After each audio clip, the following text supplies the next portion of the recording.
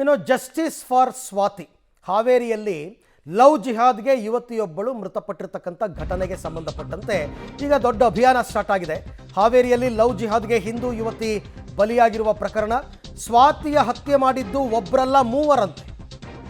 ಪರಿಚಯಸ್ಥ ಮೂವರು ಯುವಕರಿಂದಲೇ ಸ್ವಾತಿಯ ಹತ್ಯೆಯಾಗಿದೆ ಅಂತಕ್ಕಂಥದ್ದು ಈಗ ಗೊತ್ತಾಗ್ತಾ ಇರೋದು. ಆರೋಪಿ ನಯಾಜ್ನನ್ನು ಬಂಧಿಸಿದ್ದಾರೆ. ಇನ್ನಿಬ್ಬರಿಗಾಗಿ ಶೋಧ ಕಾರ್ಯ ನಡೀತಾ ಇದೆ. ಸ್ವಾತಿ ಹತ್ಯೆ ಮಾಡಿದ್ದು ನಯಾಜ್, ವಿನಾಯಕ್ ಮತ್ತು ದುರ್ಗಾಚಾರಿ ಅಂತ. ಹತ್ಯೆ ಬಳಿಕ ತುಂಗಭದ್ರಾ ನದಿಯಲ್ಲಿ ಶವವನ್ನು ಬಿಸಾಡಿ ಈ ಮೂರು ಜನ ಎಸ್ಕೇಪ್ ಆಗಿದ್ರು. ಇದು ಈಗ ಪೊಲೀಸರು ಕಂಡುಕೊಂಡಿರ್ತಕ್ಕಂಥ ಸತ್ಯ. ನಯಾಜ್ನನ್ನು ಈಗಾಗಲೇ ಪೊಲೀಸರು ಬಂಧಿಸಿದ್ದಾರೆ. ಬಂಧಿಸಿ ವಿಚಾರಣೆ ಮಾಡಿದಾಗ ಗೊತ್ತಾಗಿರೋದು ಆತನೊಬ್ಬನೇ ಅಲ್ಲ, ಒಟ್ಟು ಮೂರು ಜನ ಸೇರಿಕೊಂಡು ಈ ನರ್ಸ್ ಸ್ವಾತಿಯನ್ನು ಹತ್ಯೆ ಮಾಡಿರ್ತಕ್ಕಂಥ ವಿಚಾರ ಈಗ ಗೊತ್ತಾಗ್ತಾ ಇದೆ. ನೋಡಿ, ಇಷ್ಟು ದಿನ ಸುಮ್ಮನೆ ಇದ್ಬಿಟ್ರು ಪೊಲೀಸರು, ಮಾತಿಲ್ಲ ಕಥೆ ಇಲ್ಲ.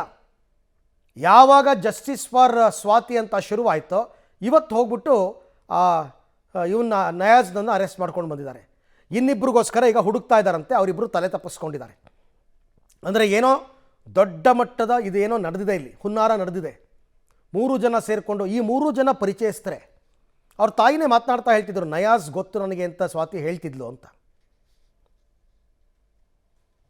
6 ಮಾರ್ಚ್ಗೆ ಹಲಗೇರಿ ಪೊಲೀಸ್ ಲಿಮಿಟಲ್ಲಿ ತುಂಗಭದ್ರಾ ನದಿಯಲ್ಲಿ ಒಂದು ಡೆಡ್ ಬಾಡಿ ಸಿಕ್ಕಿತ್ತು, ಅನ್ನೋನ್ ಡೆಡ್ ಬಾಡಿ. ಆದ ನಂತರ ಇದು ಪೋಸ್ಟ್ ಮಾರ್ಟಮ್ ನಂತರ ಇದು ಮರ್ಡರ್ ಇದೆ ಈ ಥರ ರಿಪೋರ್ಟ್ ಬಂದಿತ್ತು. ಆ ನಂತರ ಇದು ಈ ಡೆಡ್ ಬಾಡಿ ಸ್ವಾತಿ ರಮೇಶ್ ಬ್ಯಾಡಗಿ ಇತ್ತು, ಪತ್ತೆ ಆಗಿತ್ತು 11ನೇ ತಾರೀಕಿಗೆ.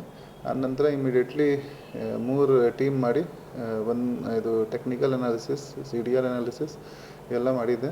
ಅನಾಲಿಸಿಸಲ್ಲಿ ಇದು 3 ಆರೋಪಿಗೆ ಪತ್ತೆ ಆಗಿತ್ತು. ಒಬ್ಬ ಇದು ನಯಾಜ್, ಒಂದು ವಿನಾಯಕ್, ಒಂದು ದುರ್ಗಾಚಾರಿ.